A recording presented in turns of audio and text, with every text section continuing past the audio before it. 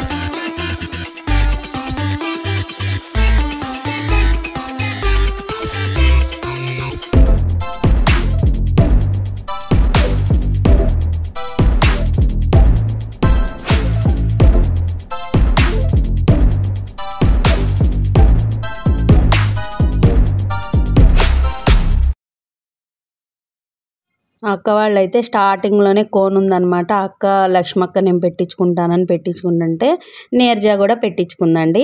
అక్క దానికైతే అంటే కలర్స్ లేవు, నీరజాది మాత్రం కలర్స్ వేయించుకుందండి. ఇదిగోండి ఇక్కడ ఇవన్నీ ఫొటోస్ దిగుతున్నారండి.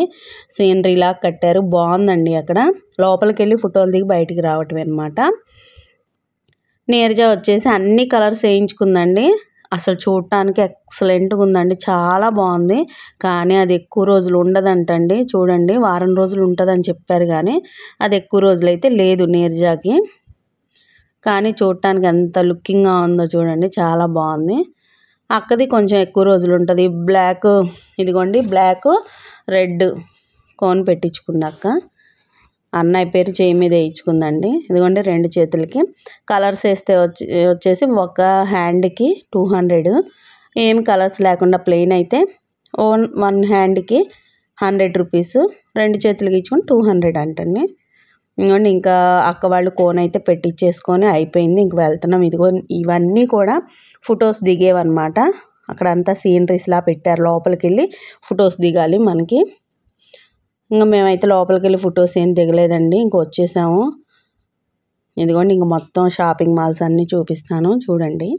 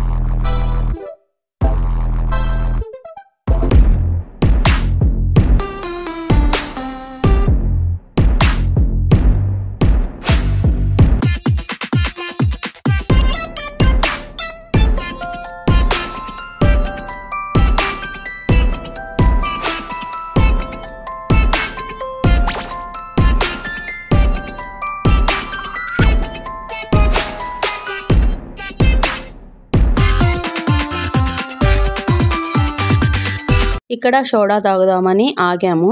ఇక్కడ అక్క అయితే ఒక టాస్క్ ఇచ్చింది నీరజకి. 1, 2, 3 అనగానే తాగేయాలంట, అంటే దించకుండా, అది సీసా దించకుండా తాగాలంట. 1, 2, 3 అంటుంది. నీరజకి మాత్రం నవ్వొచ్చేస్తుంది అక్క అలా అంటుంటే, కానీ తాగిందండి నీరజ మాత్రం. అదిగోండి తాగుతుంది, ఆపకుండా తాగాలంట.